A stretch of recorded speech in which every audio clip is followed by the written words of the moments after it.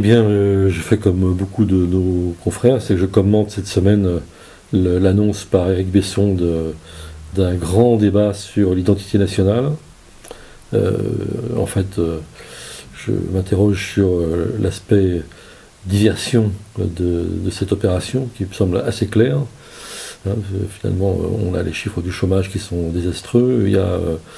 les suicides dans les entreprises, il y a les scandales, l'affaire Jean Sarkozy, la grogne qui s'insinue jusque dans les allées du pouvoir, et les régionales qui se profilent au mois de mars. Et quand on regarde le calendrier de ce grand débat sur l'identité nationale, on a un peu la réponse à la question, puisqu'il s'agirait de commencer là début novembre, et on aurait, selon Éric Besson,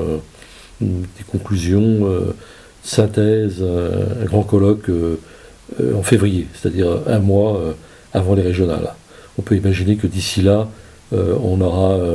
bien stimulé tous les ressorts de la peur de l'autre, tous les fantasmes, la crainte de l'étranger.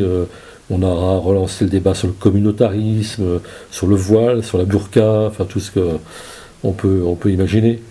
sur l'islam, sur les Arabes, sur les Afghans, sur les Roms, et que le gouvernement de M. Sarkozy espère ainsi faire oublier, ou en tout cas reléguer à l'arrière-plan, le désastre de sa politique sociale. Bon, mais cela dit, il y a bien sûr une part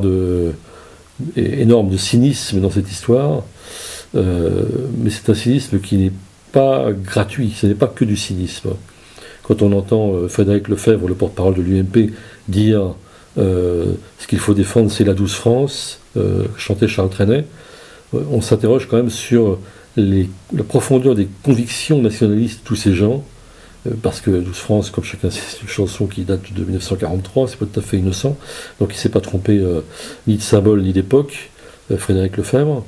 et on peut craindre d'être en face de quelque chose de beaucoup plus grave, de beaucoup plus profond,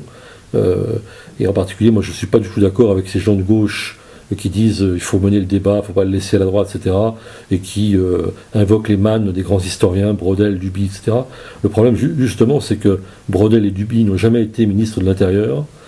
qu'ils ont réfléchi à la question de l'identité nationale comme tous les historiens ou les sociologues peuvent le faire, mais que ces gens-là n'ont jamais eu le pouvoir d'exclure, n'ont jamais eu le pouvoir d'affréter des charters, ce qui est le cas de M. Besson. Donc, en soi, la discussion et la réflexion dans les arcanes universitaires,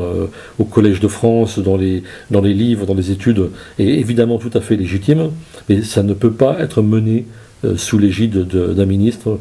qui veut décréter, pour finir, ce que c'est qu'être bon français. Et il donne d'ailleurs une réponse absolument pusillanime, c'est, dit-il, notamment savoir chanter la Marseillaise. C'est pas ça la morale personnelle. On peut avoir des gens qui trahissent leur camp, qui renient leurs engagements de jeunesse, et suivez mon regard, et qui connaissent admirablement l'hymne national.